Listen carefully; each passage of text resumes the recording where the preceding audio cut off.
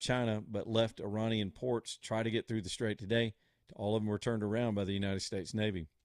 While we continue to grid search for any hidden or unknown mines that would be in the strait, and all that's good news. It's holding. We're not. China's threatening us. Don't turn our ships away. We need that oil. Well, yeah, we know that.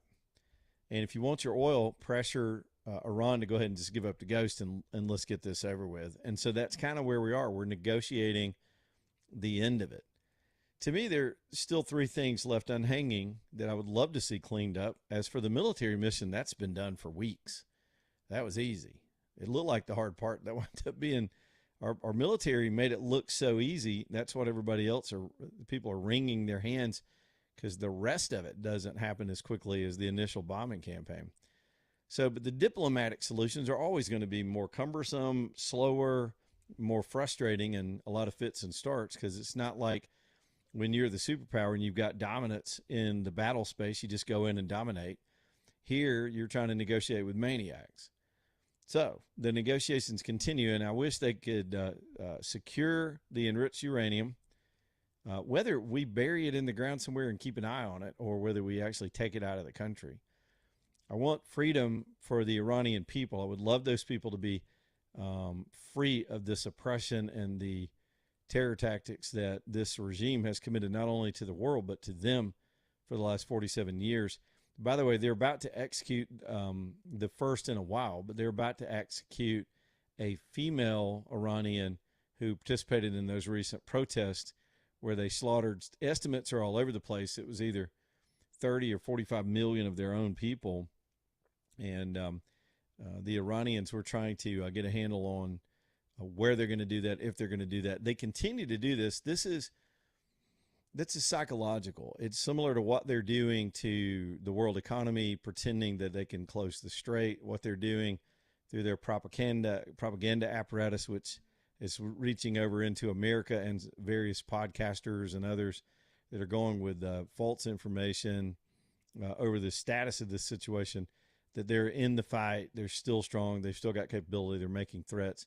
Well, they do the same thing to their own people, and they'll make examples out of people. So there's nothing that they love more than to kill this woman while the rest of the world finds it abhorrent. And you think, well, why would they do that? That looks bad. They don't care. They're trying to keep their population under control. And the way they've done that, again, for 47 years is to intimidate them with these public executions so that nobody has the courage to step back up. These people still have courage. Now, there's some guerrilla reporting tonight in this situation that's coming in. And I say that because it's coming from the streets, hard to verify, but also hard to dismiss because we don't know the veracity of any of it. We see videos that appear to be legitimate and not AI. But there have been a series of assassinations of leaders of these various groups that are part of the oppression infrastructure of Iran. So there was another leader the other day of one of the forces that's on the ground. It's basically a police force.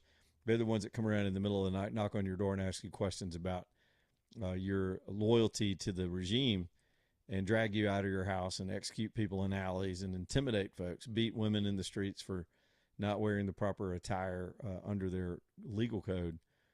And so one of their commanders, well-known and very high-profile commander, was apparently attacked by Iranian citizens, and they stabbed him like 100 times.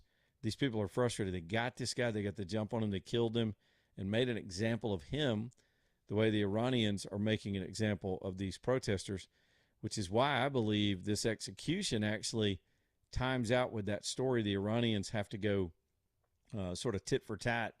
If the people start rising up and taking out some of the leadership infrastructure, they've got to not let that get out of its cage. And so now they're going to hang this woman or whatever they do to her, shoot her.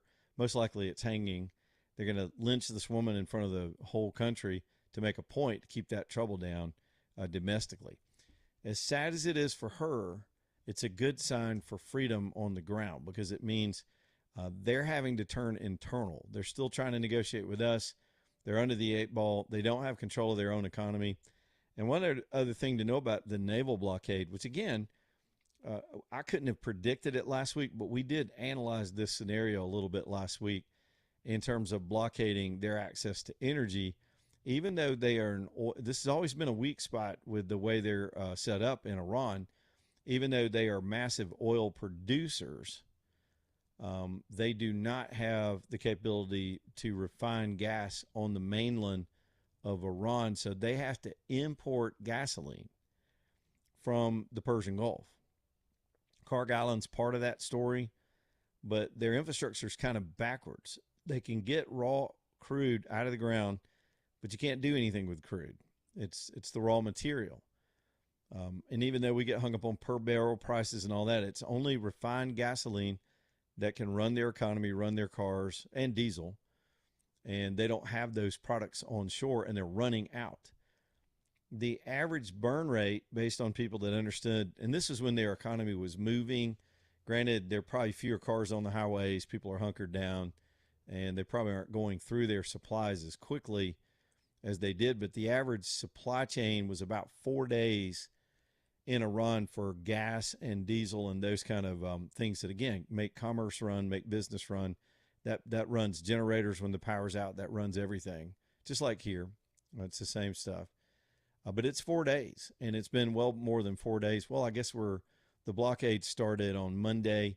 We're in, technically by Iran time, we're about almost day 3 is complete. They're just hours away from running critically low on fuel storage. We've hit some of their storage depots that took out some of the supply. And this is economic war right now instead of just kinetic war, and the pressure on them and the upward pressure from their people based on these economic circumstances don't bode well for whatever is left of this regime. So that's the latest. Now, by the way, back to that 4-day supply chain argument. Again, demand's probably way down from the bombing campaign. So that 4 days, maybe 8 days, it may be 12 days because they're not consuming what they were when their economy was going better. And by the way, don't forget, Iran's economy was in trouble, and their people, some of the things that started the uprisings that led to all those people being slaughtered in their own streets, where they had a collapse in their drinking water system. All of Tehran was just about completely out of drinking water. It was a natural phenomenon that happened to the sources of their water, but their infrastructure failed. And it was such a crisis before this kinetic bombing campaign started by us, or the negotiations. They were so desperate, they were thinking of moving the power structure out of Tehran, away from Tehran, so that they could be more functional because of the water crisis. They were also afraid of their own people in Tehran because of the water crisis. And that hadn't gotten better after being bombed by the United States. So this is a situation. It's chaos, electrical disruptions, loss of water. They could be about to lose fuel.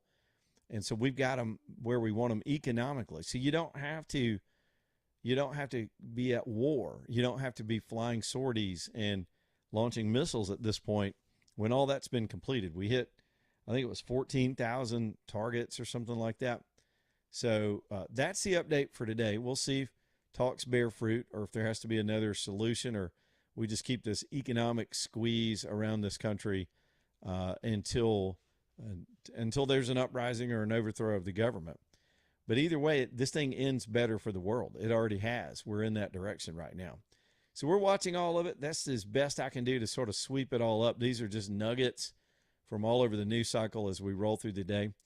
Another little bit of good news, and we'll watch this the next 40 minutes. Crude oil, the per barrel price, is getting close to going below $90 this afternoon. And if it were to do that, there are all these psychological barriers. As much as they try to be analytical and use analytical tools, there are people that still play some gut instinct stuff, and collectively, when they see that price get below 90, it's just like when it dipped below 100. That's good news because it's heading absolutely in the right direction this afternoon. So we'll keep watching it, see if that actually happens, and keep you up to date and take your calls. I see Dennis over here, but we need to get our first call of the day in here and make that happen. So y'all get in here, and we'll do our thing and take your phone calls too. 545-9950 is the phone number if you want to get on the radio. Back here in just a minute. Leland Live.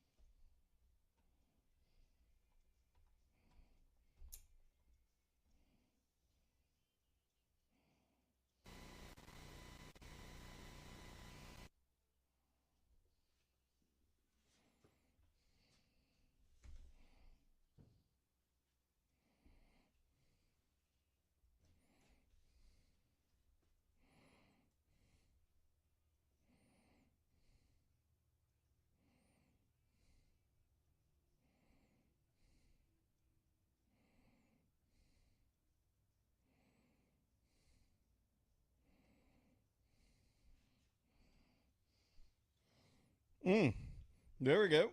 All right. 225, leading live, Talk 99.5. Let's go. I tell you what, let's just go ahead and get on the phones. Dennis is up next. What's up, Dennis? Yeah, I want to talk about no tax on overtime. If it was you guys or Dixon and Vine, I heard talking about that. May have been them. I don't think we've talked about it in a minute. Go ahead and talk about that. Okay. Well, anyway, just wanted to make sure that everybody understands that no tax on overtime doesn't necessarily mean completely no tax on overtime. You realize that, correct? Yeah, it's not completely pure. There's limitations on it, and there's a definition of overtime as well. Yeah. Only 1/3 of your overtime qualifies, and I put that in quotation marks, for the overtime, the no tax on overtime rule. And let me be clear, I'm glad to have anything positive is better than nothing. Exactly. But when they get up there on TV and talk about no tax on overtime, that's not completely true.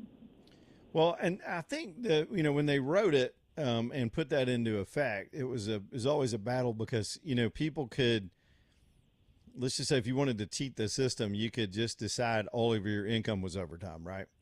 And so they put these qualifiers in there, and I guess it depends on your whole situation and your tax bracket and what percentage you're taxed on in the first place, right? So it's a bit of a formula, but I agree with you. The misnomer is that every single penny of overtime is not taxed. You're still getting hit by the state. We pay taxes through the nose all over the place, but it's some relief, and some people are appreciating that relief in addition to the Social Security and the tip relief. Well, the misnomer I'm a bit frustrated about, though, is they're telling me that 1/3 of my overtime qualifies, for the no tax on overtime deduction rule. Okay, well, I don't get paid a penny of overtime until I've already worked 40 hours that week. So every minute of that overtime hour I get paid for is overtime. So what kind of work do you do? I do QC inspection in chemical plants. Okay. I'm trying to look the rule up while you're talking to see if I can have a better understand about your particular, apply it to your situation. Yeah, that's how it works. First of all, there's a dollar limit of $12,500 for single and $25,000 for married. But I mean, I would, I'm under that, because I'm semi-retired. But when I see them talk about no tax on overtime, well, tell me the truth. The truth is 1/3 of my overtime qualifies to. So to get a little more accurate for you, it'd be lower tax on overtime is what you're talking about. Well, no, the way they explain it is that when you get paid overtime, it's 1.5 times your regular pay rate. So they declare. So what they're doing is here's how they figure that. I was sitting here looking it up to make sure I understand what you're being told. Yeah. So the extra you make is not your hourly rate. It's the extra. Let's say you get time and a half. It's the half that you're not taxed on, not the straight overtime. Declaration. It's when people are given a bonus, basically. Right. It's when people are. I'm just explaining the formula as I understand it, reading it right now. So let's say you make $20 an hour, and your overtime is $30 an hour, because you're getting an extra 10. You're taxed on the extra 10, but it's still taxed at your regular hourly rate on the base pay, the regular pay. Yeah. Yep. And we all see overtime as anything by the technical standards is anything over 40 hours. So. That's right. All right, buddy. Yeah. Thanks for bringing that up, Dennis. I just got to hit the bottom end. Good call. I'd never gone through and looked at the formula. But here's the thing, though. I hadn't punched the clock in since I was 18. So I haven't worked a 40-hour week since I was 18. So I know people do, and that's how the formula works. So I never get overtime. AJ, we get no pay for overtime. So we don't have to worry about the tax. It's slave labor.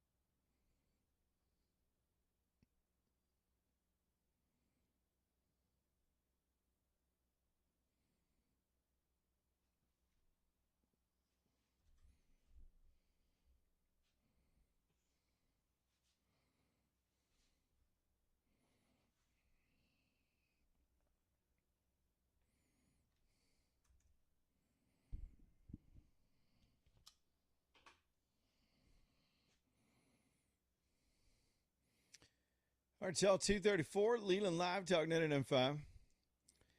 Let's keep on going. AJ, did you send me the old sheet? Yes. Where did you send the old sheet? Oh, there it is. You sent it at 2:20. There it is. You just sent it. Man, I got so much going on. I was looking for that and trying to find this loose wire. I got a loose wire. I don't know how does a loose wire happen on a system that never moves? Yeah, I thought I sent it earlier, but I guess that's I all did. right. I got the Christmas. It's like the Christmas tree lights. You put them in the attic. Everything was fine when they were on the tree. Mm-hmm. You put them in the attic. Somehow by the next year, half of them are out. Yes. I think that's what's happening right now. I'll work on it in the next break. I'm my own engineer. Express Oil Change. Next up here on the show. Y'all, I love this promotion they're doing, and it's just for a couple more weeks. So if you want to take care of your car and do the right thing by your automobile and support Children's Hospital, just swing into an Express. I would tell you where the locations are, but it would take me the rest of the show to list all of them. You probably know exactly where there's an Express Oil Change near where you work or where you live. And day in and day out, they're just taking care of folks, doing quick 10-minute oil changes. They really stick to that timeline without now, of course, there's people in front of you. Just understand how it works. But when you roll up in the bay and they pull you in there 10 minutes and you're done. You can sit there and scroll on your phone and return some messages, and $1 of that purchase for that oil change is going to go to Children's Hospital, which is a wonderful program. So get that done and just go see them. They're not just changing oil, they're changing lives at Express Oil Change. We appreciate them for doing this promotion and letting us get the word on that as they help those babies over at Children's Hospital. Okay, let's move on with some other stories. I think I've analyzed Iran and the economy as much as I can for the last 30 minutes because we're about to get the market closed, and we'll give you a little bit more on that here in a minute. But we got, man, the sex scandals. Good Lord. Congress is back in session, and I watched a news conference with Speaker Johnson earlier today, and the next person that's under the microscope is this Sheila Superfluous, whatever her name is. Her last name is McCormick. She's got a hyphenated last name. She's got an odd hyphenated last name. She basically stole. They've already found her, convicted her on the ethics portions after an investigation. She stole $5 million in FEMA money. So we got perverts and thieves all in the United States Congress. So this woman falls under the thief question. I don't know. She may also be privately a pervert, but all we know about is the theft. So there's going to be a vote probably within the next 2 weeks to expel her from Congress. So unlike, and I'm not trying to give any credit to Swalwell for stepping down. He didn't have any choice. He's also going to wind up in, it just very much appears he's heading toward a criminal court on one of the two coasts before this whole thing is over. But this woman, who also ought to be criminally tried, when not just kicked out of Congress, this is not enough. She should be spending time behind bars for stealing from us. I mean, she just should. And so they're going to kick her out of Congress. Here's the rarity. It's only happened about a half a dozen times in the whole history of this country. And one of those was that Santos vote where he refused to step down, and so they had to do their thing and just kick him out. It's amazing that in these times we've got 2 in a row now of expulsions, and this woman doesn't have the class or the dignity to spare herself the embarrassment of being tossed. She's going to stand there defiantly. So it looks like, and the votes are there. The head counters have already gotten into it and looked at the votes. They're there to throw this woman out in the next, probably the next 2 or 3 sessions. So we'll continue to watch that. Now, speaking of that and stolen money and mismanagement, I guess I love the accountability, as frustrating as these stories can be about all the money that's – I was having lunch with a good friend of mine today, and he was just talking about how do these people start with nothing and wind up millionaires. And I just – he knows it was kind of a rhetorical question. I went through the whole scheme about how they get their family members hired as lobbyists, which one of our senators right now has done. They do fake book deals where donors and supporters send them buy all their books. All they got to do is not even write the book, have somebody write a book, put their face on it, get donors to buy the books. They get the cash from the royalty scheme, and all of it's legal. They're not always breaking the law. They're just circumventing the law because they're the ones that write the laws.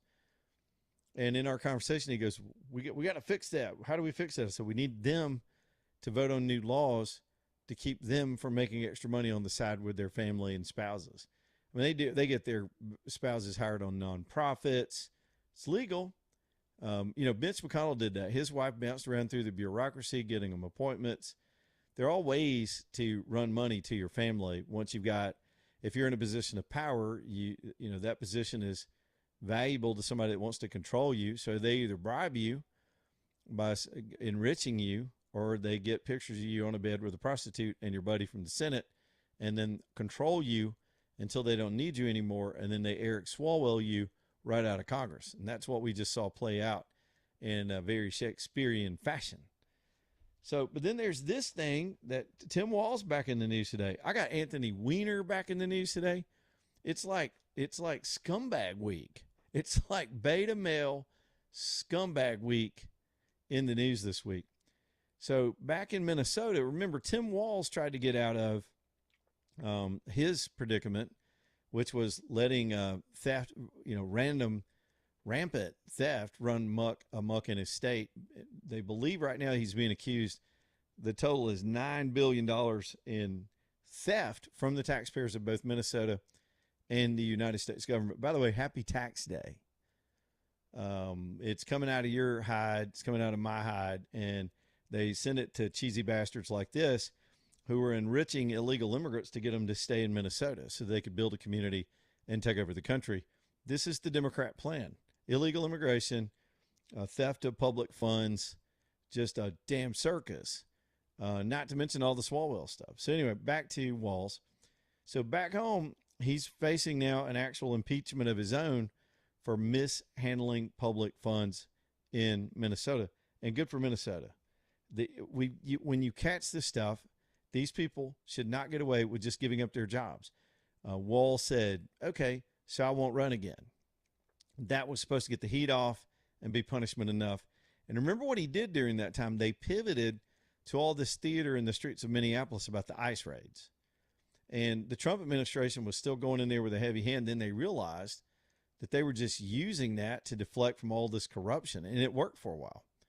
And then ICE changed its tactics. They moved around in different parts of the country, and they're doing a lot more low-key stuff now. But this bastard is still the governor. He didn't step down, and he needs to be prosecuted. Well, here's what's happening to him politically.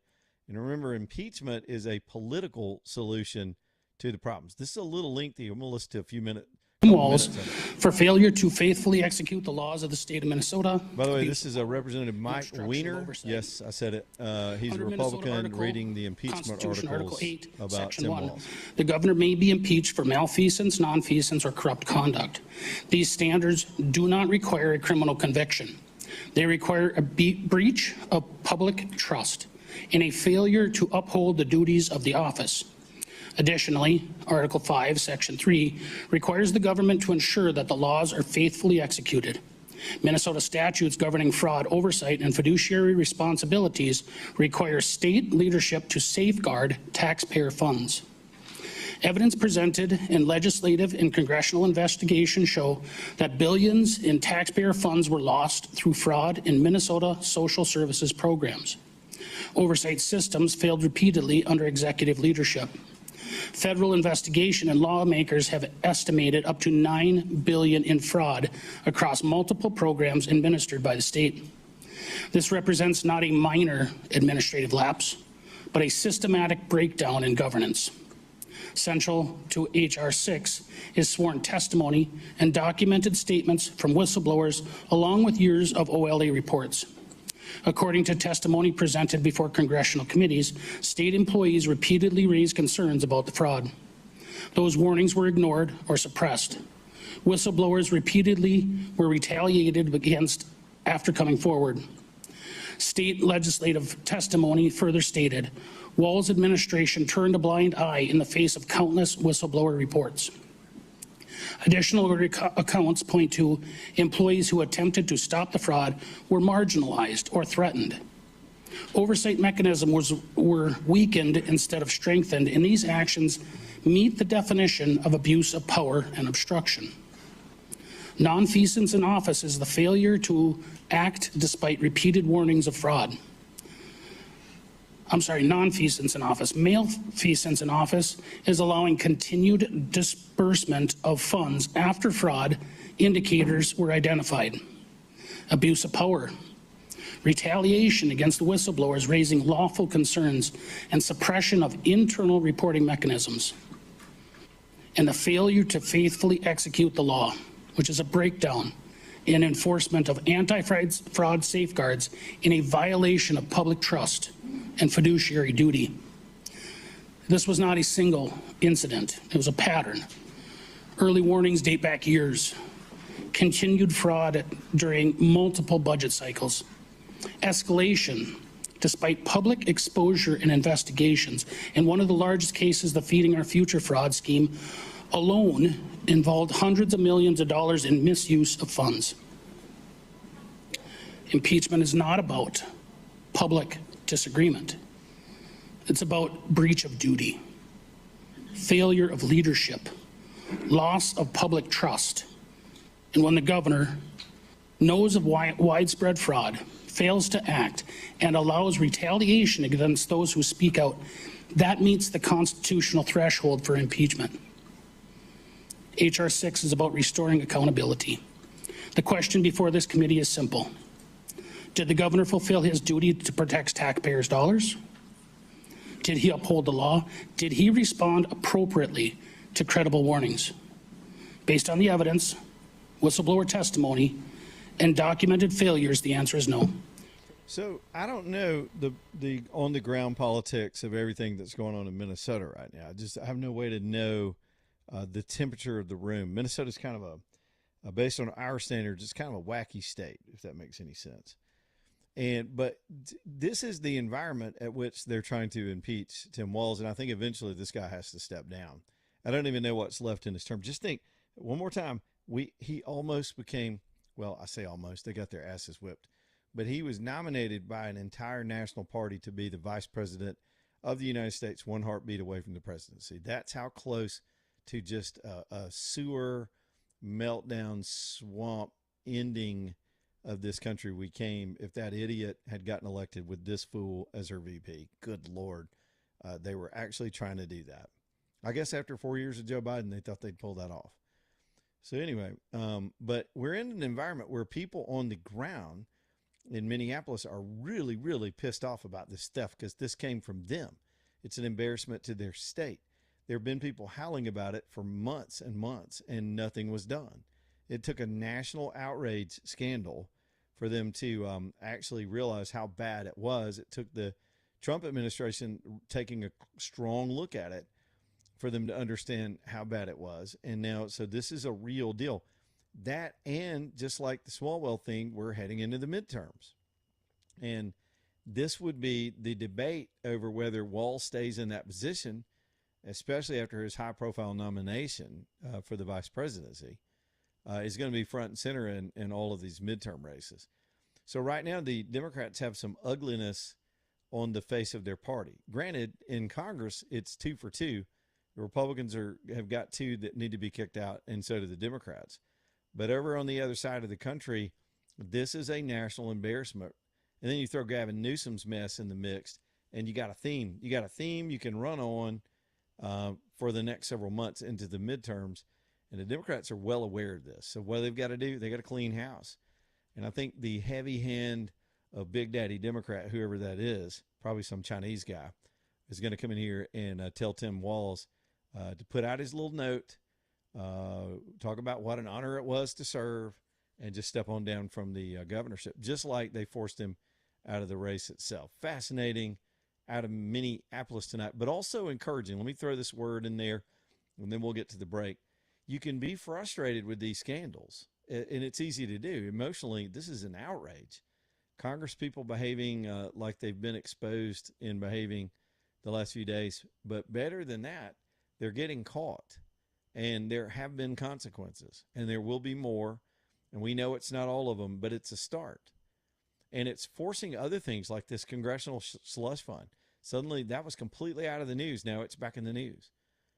Just like the drumbeat over some of the other stuff we've forced into the open, this slush fund, which was paying off, again, both parties that got themselves into sex scandals in Congress years ago. They shut the fund down, but we don't have the books over who they paid and why they paid them and how much they paid them to go away. We need to know that. Those were public funds, and we need to know that.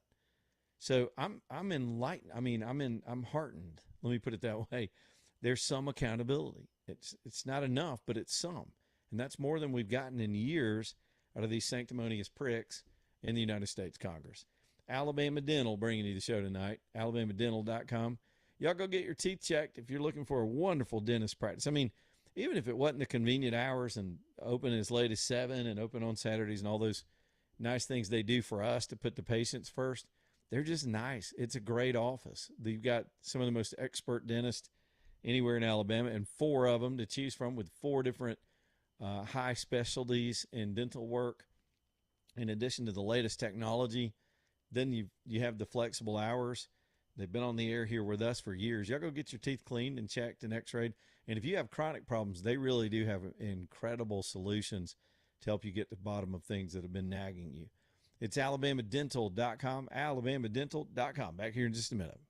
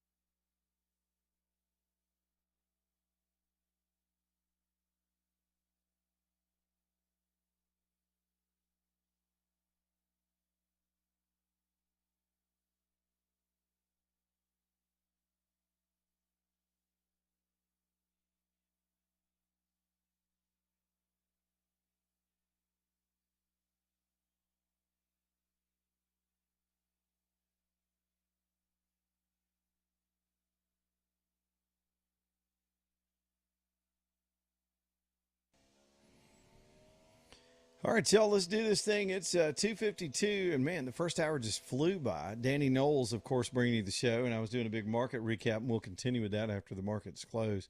But a decent day today. The volatility, the panic that was taking place after the early days of this Iranian situation seemed to have settled down. And if you look at the trend line, these markets are heading very, very much back toward at least the Dow toward 50,000. Again, the NASDAQ with a record today. The S&P, NASDAQ way up today as well. We'll keep watching it. It goes up and down. I can't predict it. Most of us can't. But and Danny Knowles and his team aren't even saying they're going to predict it, not the daily swings. What they can do is look at the history of it, look at the assets that are performing, and keep your money on a track that gives you a steady return based on the averages. That is a smarter way to do it, and it takes a lot of understanding. It takes a lot of technique and training and talent over the years that Danny has learned to keep people's money steady, Freddy, so that when you need it, when one day if you get there and you want your money to work for you, it'll be there according to your plan. You just have to do your part and have some discipline and make those contributions, and he can work that out for you too, let you know exactly what you need to be doing. It's Danny Knowles with the Knowles Group, the KnowlesGroup.com, N-O-L-E-S, the KnowlesGroup.com. Well, now let me disgust you even further with this story about the Anthony Weiner laptop. It's probably not a surprise that based on some of the salacious allegations against Swalwell and his little partner in crime, AJ, is his name pronounced Gallego? Gallego? Okay. Yes. I've been pronouncing him wrong the whole time. He just got into the Senate. By the way, did y'all know his dad was a drug cartel guy? This came out during the campaign. He ran against Carrie Lake to get into the Senate and allegedly beat her. Arizona's voting system is still fatally flawed. Here's the fun part. The lady that ran the fraud in Arizona's, think about this. The lady that ran the fraud that in 2020 when they stole their portion of the election in Arizona is now the governor, Katie Hobbs. She's now the governor, and she'll get the replacement even if Gallego gets caught up in this perv scandal with his pervy bro. If he gets thrown out of the Senate or has to step down, she gets to replace that Senate seat, and that person would sit in that seat until 28. So you're going to get another weirdo. You're not going to get a change of balance of power in the Senate. The most you hope for with Gallego is just some accountability, which the same thing I just said a second ago, that's something with these people getting held accountable. But then when you start talking about the pictures that Eric, let me just put it this way, that Eric Swalwell took of himself, you know what I mean? And shared those with the ladies. What a Romeo. Ladies, how do you handle yourselves around guys like that? Anyway, it reminded everybody of Anthony Weiner. So his name has come up because notoriously he had done that to some underage girls, and that is how he got drummed out of Congress. But if you remember, if you dig deeper in that story, Weiner had Hillary Clinton's secrets on that laptop. If you remember, his wife at the time, this Huma Abedin, was Hillary's wing woman, and occasionally would use Weiner's laptop to send things to and fro. And as you know, any kind of laptop use, even with cloud access, keeps some of those records, some of the email exchanges and timelines and stamps that go along with that. So y'all remember that scandal? And the FBI took possession of it. And then it's kind of like it was similar to Weiner gets arrested, and then the FBI discovers what else is on his laptop, and suddenly the laptop is nuclear. And you remember how it just suddenly got swept under the rug? It was like Hunter Biden's deal, where Hunter Biden, in a state of being cracked out, took his laptop to a repair shop and forgot where he took it, or forgot to go back and get it. It became the possession of the repair shop. Then the FBI tried to sweep that under the rug. They've got a pattern here. It was a different FBI back then, but they went to the shop, demanded the hard drives, and had no interest. And the guy actually kept a copy of the hard drives, and they didn't get those copies. And I'm trying to do all that from memory. So back to Weiner. So Lauren Boebert, of all people, who's had her own share of controversy in the House of Representatives, says she and her office and some others in Congress have been trying to get access to the Anthony Weiner laptop. And based on her telling of the story, it was Pam Bondi that kept seemingly running interference about this laptop. Now, some FBI members that had access to it back in the day when it was first discovered said that they literally threw up when they saw the things that Weiner had kept on that laptop. And y'all remember all the controversies over this child abuse scandal and all these high-playing people being involved in that sick stuff. A lot of people speculated that that's what was on that laptop. That's why this whole network of perverts could have crashed just from that one record of evidence. But again, the very highly charged and politicized FBI brushed past it. But the laptop is still in the possession of the FBI. So Boebert and her office are trying to get access to it. It's technically part of a criminal investigation of the past and is definitely something of public interest. But she's being rebuffed at the moment, saying that they need a search warrant to go, and there needs to be an active investigation and a search warrant to go re-examine the laptop, even though the FBI still possesses it. So this could turn into a legal showdown, and it could put that story back into the spotlight. It's amazing that after all these years, I just gave the little speech about accountability. There seems to be even things that we thought were dead because they got a pass in the moment. They're coming back around. The voting machines are being re-examined. There's new evidence coming out on that stuff. More stuff about how the election was stolen. More stuff about Brennan and Barack Obama conspiring to frame Trump for the Russia scandal. We've talked about it for 10 years, and you would think, well, that's dead now. Nothing can happen. It's coming back.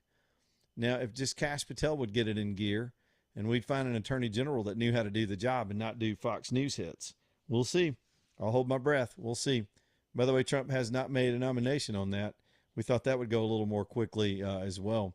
Back here in just a minute, Leland Live. Well, I guess he has, but we got to get that done. Got to get that person in place. Back in a minute. Stay tuned.